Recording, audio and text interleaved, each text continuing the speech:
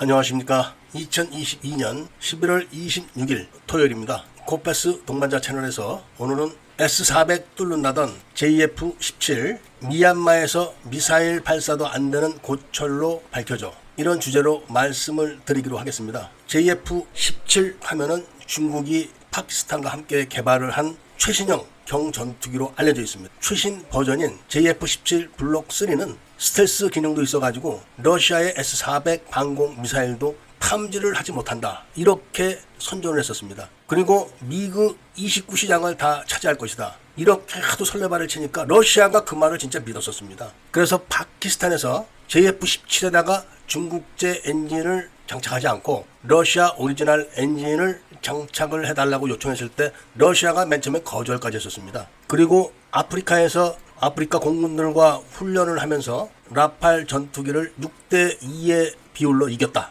이렇게까지 거짓말을 해대가지고 다 속은 거죠. 그러니까 중국이 발표한 JF-17 블록 3의 스펙을 볼 것 같으면 거의 F-35급입니다. 단거리 공대공 미사일은 물론이거니와 장거리 공대공 미사일까지 장착되어 있어서 시계외 교전 능력이 있어서 얼마든지 공대공 임무를 할 수가 있다, 이렇게까지 발표를 하면서 그 미사일의 유도는 중국이 자체 개발한 에이사 레이더로 하며 J-17에 장착될 에이사 레이더는 J-20에 버금간다, 이렇게까지 뻥을 친 겁니다. 그래서 파키스탄이 열심히 JF-17을 생산해서 배치를 했는데 그 수량이 대략 150대 정도 된다고 합니다. 당연히 인도가 긴장을 했었죠. 그래서 인도와 파키스탄이 얼마 전에 공중전을 벌였을 때 인도의 미그 21기가 격추된 겁니다. 파키스탄은 즉각 자국의 JF-17 전투기가 격추했다, 이렇게 발표를 한 겁니다. 그런데 인도가 F-16에서 발사한 미사일의 파편을 찾아낸 겁니다. 결국 파키스탄도 자기들이 생산한 JF-17을 믿지 못하니까 JF-17 전투기를 띄워놓고 뒤에서 F-16을 날려서 공격을 한 겁니다. 그런 사실이 밝혀지면서 서서히 JF-17에 대한 문제점이 하나둘씩 드러나기 시작했는데, 바로 파키스탄에서 JF-17을 비행하던 조종사 중에서 후방석에 탔던 부조종사가 갑자기 사출석이 사출되면서 낙하된 겁니다. 전기 작동 오류라고 합니다. 아주 심각하다고 합니다. 그러면서 기체에 각종 균열들이 발생하기 시작하고 항전 장비 자체에 심각한 오류가 있다는 겁니다. 그렇기 때문에 시계외 교전 능력이 있다는 JF-17을 파키스탄 공군은 공대지 임무만 부여하고 있는 겁니다. 그런데 그나마도 그 당시에는 40% 정도가 이륙 불가능을 판정받았는데 지금은 러시아에서 아예 엔진 부품을 공급을 할 수가 없기 때문에 거의 이륙이 가능한 기체가 별로 없을 겁니다. 왜냐하면 우크라이나와 러시아가 전쟁을 하는 바람에 미국서 제재를 가해서 전투기 엔진을 공급하는 회사가 직접 제재를 당한 겁니다. 그러니까 그나마도 부품이 오지도 않고 있는데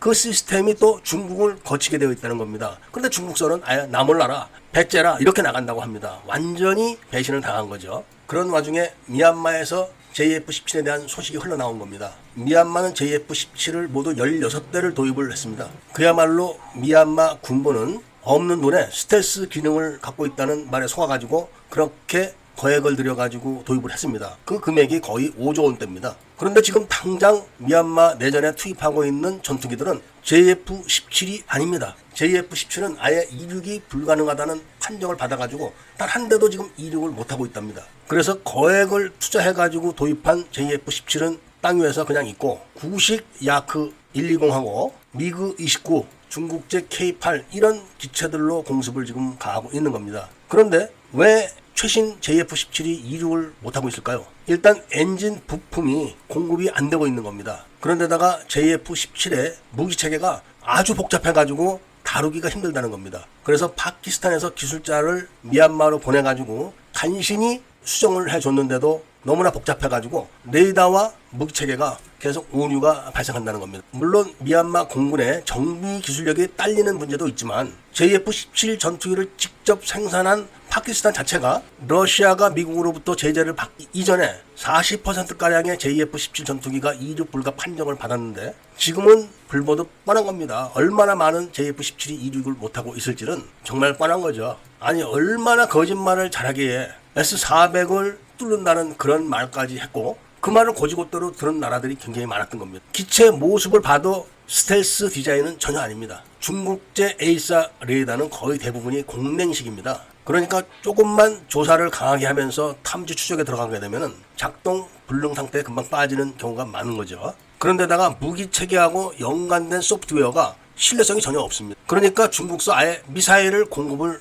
안 한다는 겁니다. 미사일을 공급하면 장착을 해서 발사 시험을 해서 불가 판정이 내리는 게 들통나기 때문에 미얀마는 중국제 미사일을 공급받지를 못하고 있다는 겁니다. 중국제 장비는 이런 항공 장비만 그런 것이 아니라 잠수함마저도 태국에서 중국산 엔진을 사용하겠다고 해가지고 아예 반납한다고 지금 내놓고 거절하고 있는 거 아닙니까? 그래서 한국은 이번 기회에 중국 무기가 한국 무기 시장을 넘보지 못하도록 확실하게 쐐기를 박아놓을 필요가 있다. 이런 말씀을 드리면서 오늘 이야기를 마치고자 합니다. 애국 시민들과 밀매분들께서는 구독을 꼭 해주시고 좋아요와 알림 설정을 부탁드리면서 이야기를 들어주신 데 대해서 감사드립니다.